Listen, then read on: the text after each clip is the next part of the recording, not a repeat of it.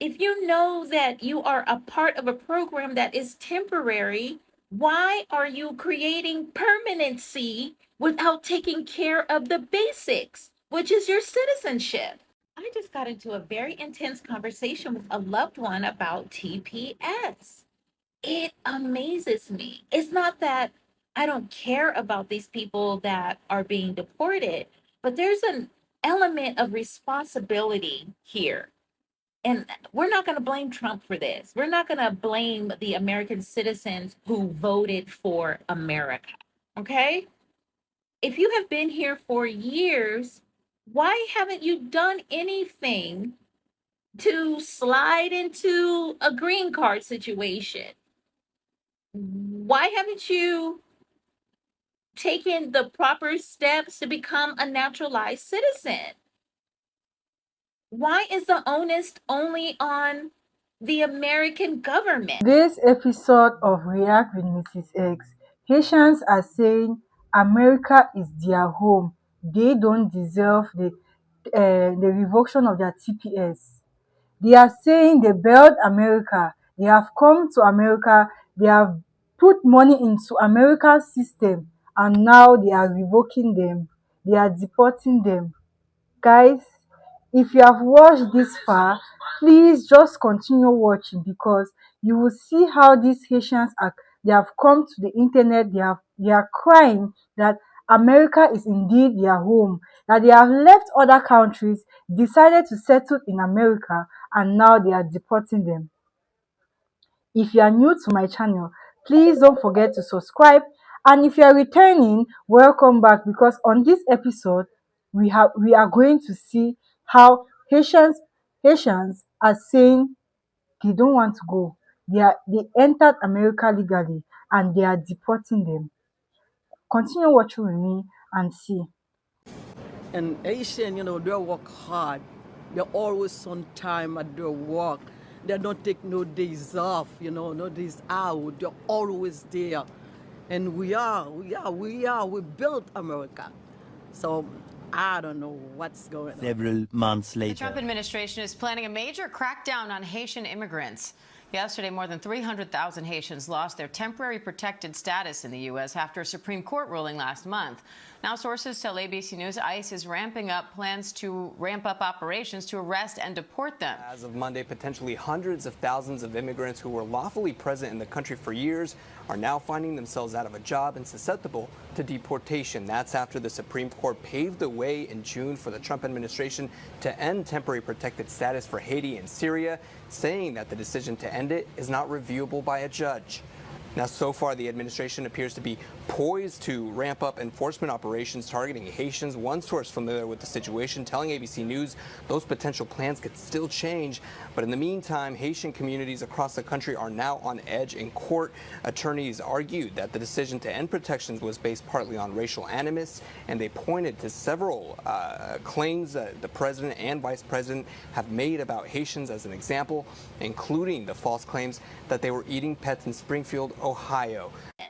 What will happen to the monies, properties, and all these taxes that the Asian immigrants, Syrian immigrants, and any immigrant who paid all this money into the systems in America, whether it's through Social Security, state taxes, this, whatever.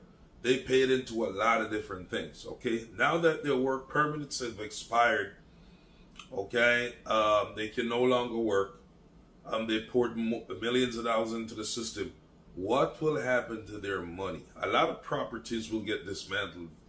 Okay, you're going to see a lot of cars just left in the open that belong to immigrants of some sort, probably homes just left there abandoned after a certain period of time, who knows.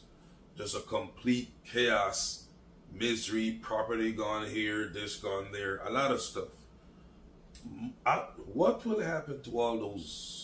Accumulatively, it's probably billions of dollars that immigrants paid into America's systems, working for years and years and years. Where will that money go?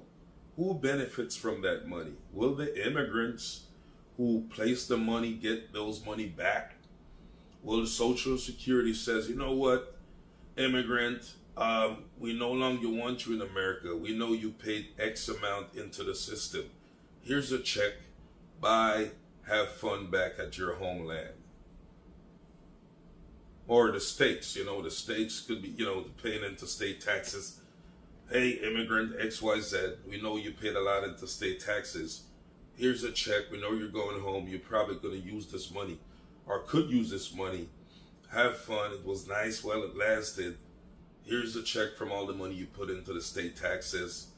Have fun. Bye. I'm curious because there has to be, is it a case to where America just takes all that money and the immigrant who placed that money into the system gets nothing back? I would just like to know what. This is the time for all of us to raise our voices and to say this country is also our country, is also the country of our immigrants, because we are the one who built it. Here we go with the bullshit. See, that's when it moves me. The cries of Dr. Gerald Gabot, the Haitian immigrant in charge of the Immigrant Family Services Institute. She's reacting to the U.S. Supreme Court ruling Thursday that President Trump has the power to end temporary protected status for Haitian and Syrian immigrants, meaning some 45,000 Haitians on TPS in Massachusetts could be deported. What exactly am I going to say to those 100,000 children who were born here and whose parents are on CPS and can be at any time deported? Haitians and Syrians are here on TPS because they fled war, gang violence, and hurricane wreckage. This is that bullshit. Now she gonna get her funky ass up there and say, this is our country because we built it. What did they build? And y'all do not get up here talking about y'all founded Chicago and y'all built New Orleans. Don't nobody want to hear that bullshit. And how y'all fought in the war where y'all literally were slaves and recruited by the French and they have no goddamn choice. I don't want to hear it. It is a slap in the face to Black Americans with a long lineage-based FBA, if you want to say, Black Americans, when immigrants get up here spouting that bullshit. It is a slap in the face and is disrespectful to our ancestors who actually did pour their hard work, blood, sweat, and soul into building this country. Once again, and we've said these things, I've said it a million times, coming into a home that is already built, reupholstering some furniture, doing some plumbing, swapping out a light bulb, fixing the flooring does not mean that you built the house.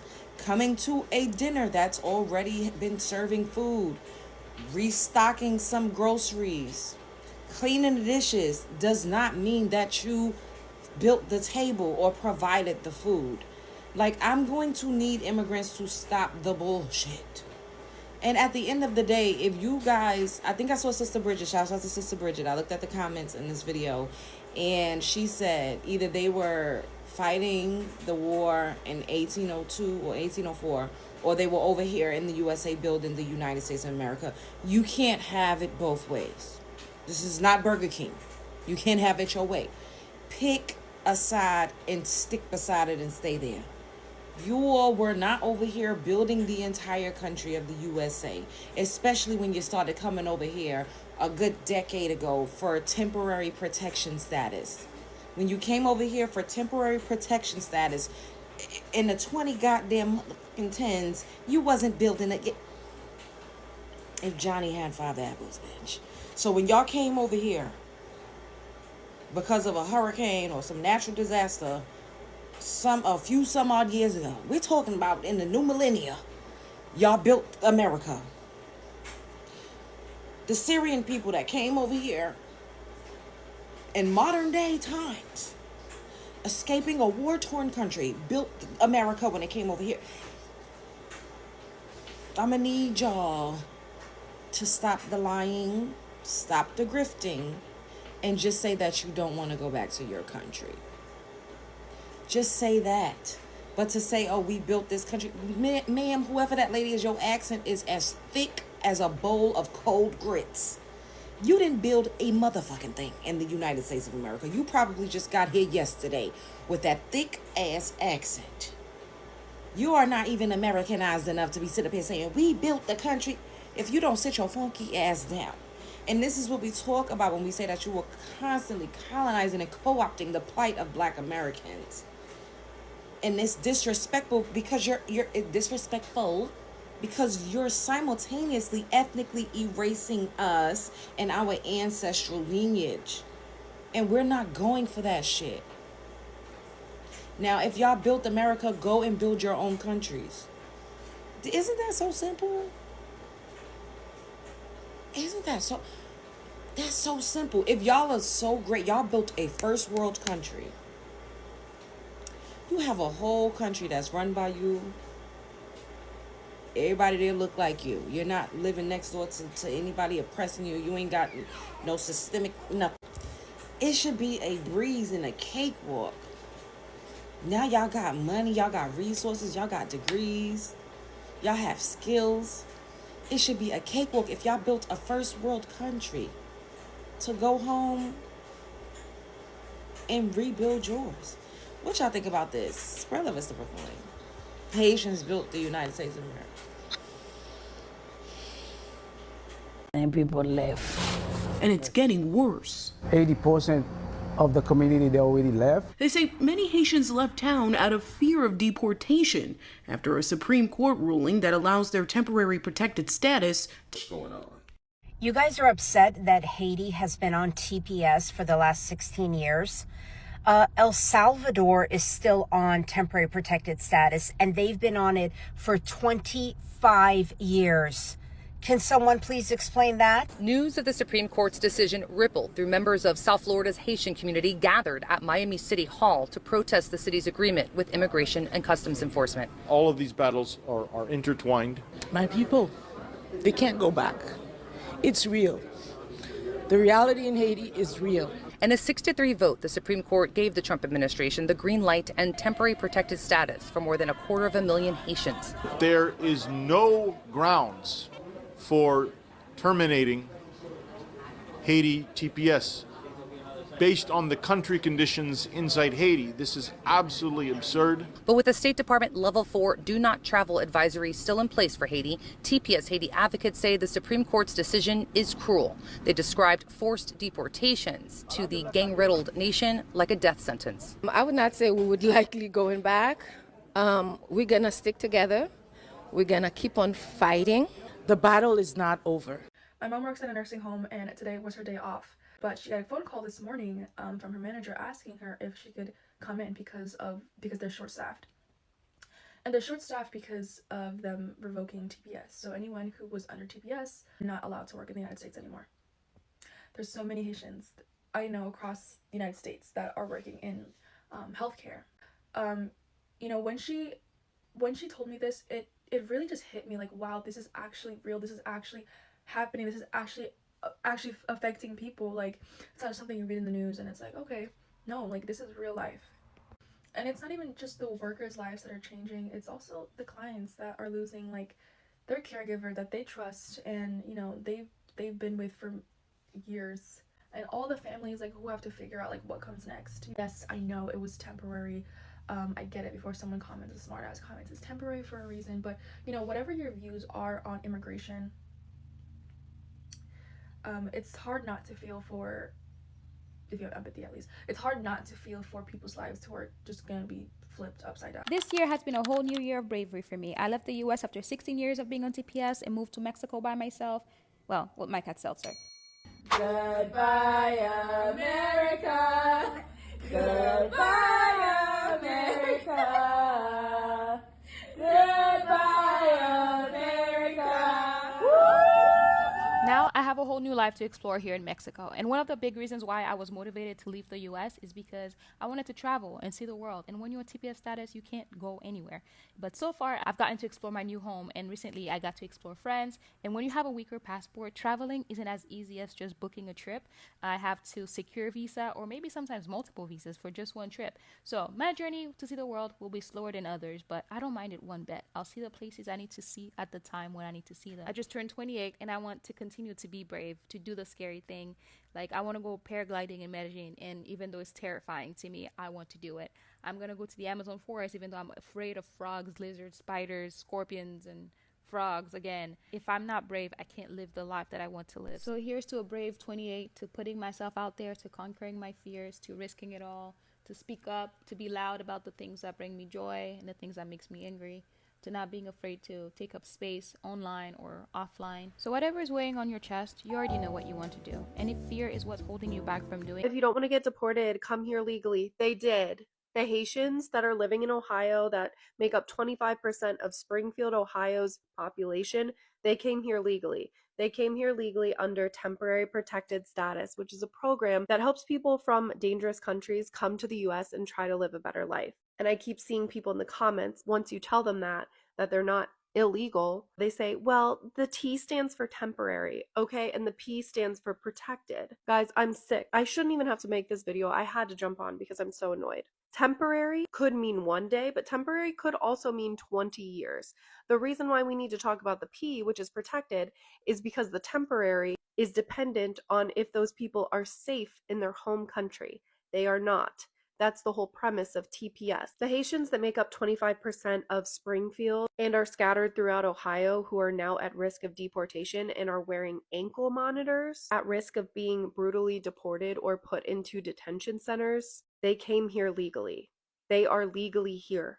Governor Mike DeWine has said that this is a mistake. Cities have said that this is a mistake. There is one person pushing this at a federal level, and this has gone to court multiple times. So ending TPS is probably what's illegal, not the people who are here that came here legally. That's not an argument that you can use anymore against Haitians. You can't say they need to follow the proper channels. They did follow the proper channels. Anyway, I'm gonna go back to coughing in my bed, and I hope you guys learned something from this video. Some of the Haitian nationals that have TPS, they have children that were born in Chile, they have children that were born in Brazil, they have children that were born in different countries, and they have children that were born in the United States. So when we're talking about separation, the separation is far more complicated than people are even speaking of, right? So what do? You're going to send a Brazilian, Chilean, American national to Haiti when that's not their country of origin. There's no passport for them to go to Haiti. So this is very, very complicated. We're looking at here. This was Del Rio, Texas in September of 2021 when we had about 15 to 20,000 Haitians cross the border illegally and just set up camp under the international bridge there. I was there. It's probably in the 4 years of border coverage, the craziest thing I ever saw. The thing about this is most of these people weren't coming from Haiti. Like I posted all these pictures all along the riverbank. There were discarded passports, IDs, paperwork. Most of them had been living in Chile, Peru, and like Brazil. Haitian people Yes, after the earthquake. yes, they were not coming directly from Haiti, but they got rid of all these documents and like these work permits from Chile because they didn't want U.S. authorities to know they had resettled in another country before coming here because it would hurt their possible asylum. They're having kids wherever they could benefit at the most. They were already settled in Chile, already settled in Brazil, but then they heard there's better opportunity. You get more free stuff, more benefits in the U.S. 2 years of rent-free. Furniture-filled apartments, houses, and townhomes. And when you run out of money, you could beg for more. Yeah, home base. Y'all remember a Haitian girl blew through $40,000, $5,000 a month and was begging Boston for more money because of that home base program and paid 2 years of your rent. I bet you they wasn't offering that in Brazil. I bet you they wasn't offering that in Chile. And then they just come to these borders and destroy all their paperwork so they could claim asylum. And then they could also get enrolled in TPS at the time because that was in 2021, 2022. You could apply for both. Yeah, at the same time. So yeah, put me on TPS status while I wait to see if my asylum is going to be approved or why it's pending. So yeah, I mean, these people, how Chris Brown say, they ain't loyal. You already settled in one country. You was already settled with a worker's permit, with a passport. They took you in. And then as soon as the next biggest thing came along, they bounce. These ain't loyal. These ain't loyal. And they popping it everywhere. They having, you know how Ludacris had that song Pippin' all over the world? They having babies all over the world. Babies all over the world, y'all. Like, how do you supposed to feel any kind of, sympathy or empathy? What is the word? I don't know, because I'm not in that position, but is it empathy? I gotta look it up. But for people that's just opportunists, that's all it says. You already had a good thing in Chile. You already had a good thing in Brazil. But you came over here to the United States thinking that it was going to be better, but not paying attention to the word temporary. Let me send a quick message to the FBAs and the Black Americans. How y'all doing, baby boys and girls? See, now you understand what the fuck the Dominican people's going through, right? In the Dominican Republic. Now you understand. Now you get it. Now you know that it's not about color. See what happened? You see how it bitch her in the ass right now? Haitians build America. Oh, Black Americans this, Black Americans that. You see what the fuck we're saying? Now they're calling Black Americans xenophobic, prejudice. Shit, these motherfuckers is calling y'all racist for trying to protect and preserve your identity. And it's like we've been trying to tell y'all, like we've been told y'all. As soon as you tell these motherfuckers no, they start throwing false allegations. They start to accuse you of being racist. They start to be disrespectful. They're very demanding. They get entitled. Like, we've been told y'all this. But then all y'all do is call us racist. Now look at that. Now y'all the racist. Oh my God. Now, it's not all Haitians who act like that, but the majority of them are like this. I'm just experiencing a little bit of what Dominican people go through in the Dominican Republic. Because not only that, we have a president who is actually pro-Haitian, and he is allowing Haitians to do whatever the fuck they want in the Dominican Republic. You guys are getting a gist. So imagine seeing that disrespectful speech every day. This happens every day in the Dominican Republic. You see? And even after all of that, they got all this money. They never want to go home. They're greedy people. And look at all the benefits they got over here. Look at all the opportunities they got in the United States of America. They get the same opportunities over there in the Dominican Republic. They thrive. They make money. Millionaires here, millionaires over there. And somehow everybody hates Haitians and everybody is anti-Haitian. Like, I've never denied the minor cases of classism, colorism, racism. I never denied that. I know that there are Dominicans who fit into those categories, but it's not the majority. And that is not a major factor in the Dominican Republic. And you see now, the script has flipped, and now the same thing they say about Dominicans, they're saying about you guys. Like, wake the fuck up, y'all. It's never been about color. It's about the disrespect on your own fucking territory, okay? And abuse of the fucking system. You know what the funniest thing about this is? Where do you think they're gonna self-deport? Exactly, and they will continue to spew that same fucking rhetoric that you guys just seen, right, in the Dominican Republic, as they've been doing for fucking decades. Haitian history isn't black history? Who said that? How is it that the city of Chicago was founded by a Haitian man, Jean-Baptiste Point du Sable, but Haitian history isn't black history? Ain't no way John Baptiste is the founder of Chicago when Chicago was already called Chicago before he even arrived. The French explorers that were trading with the Potawatomi tribe back in the 1600s recorded the name that they were already using. The Potawatomi people was using Chiquawe. Right? So they were using that name even before the French explorers even showed up. They already had their way of living. They were already trading. The correct term for John Baptiste would be he was the first non-indigenous settler that brought European systems with him, that brought the European way of life with him. He was the first one fencing off his livestock, fencing off his property, setting up trade posts the European way. Mind you, the Potawatomi people already had a way of trading. They already had a lifestyle. So John Baptiste is no different than a Christopher Columbus. You know what I'm saying? You can't find something that was already there. They already had their systems. They already had the name. So yeah, first non-indigenous settler that brought European systems with him. Correct term. Let's not erase the indigenous people of this land, especially the Potawatomi people. And Chicago was already named Chicago before he even arrived. Yeah. Guys, if you have watched this far and you are here, thank you so much for watching this far. Because, what can I say? Haitians are saying America is their own. They have put enough into their system to be left alone. What do you think about that? Tell me in the comment section your thoughts about this situation, because we don't want to judge from one side. We have heard the Haitians, we have heard what the Supreme Court have said, we have heard what Trump is saying. What do you think about that, according to your point of view? Do you think these people, because Haitians they are going out, they're calling this is their home, America is their home, they have come in legally, and why are they deporting them? I want to get your thought about this. And please, please, please don't forget to subscribe to my channel. It is going to go a long way, and I will not take it for granted. Leave your thoughts in the comment section. Don't forget to share this video, let other people see it, and leave a like to this video. And I will see you in my next episode. Thank you for watching this episode with me. Bye for now.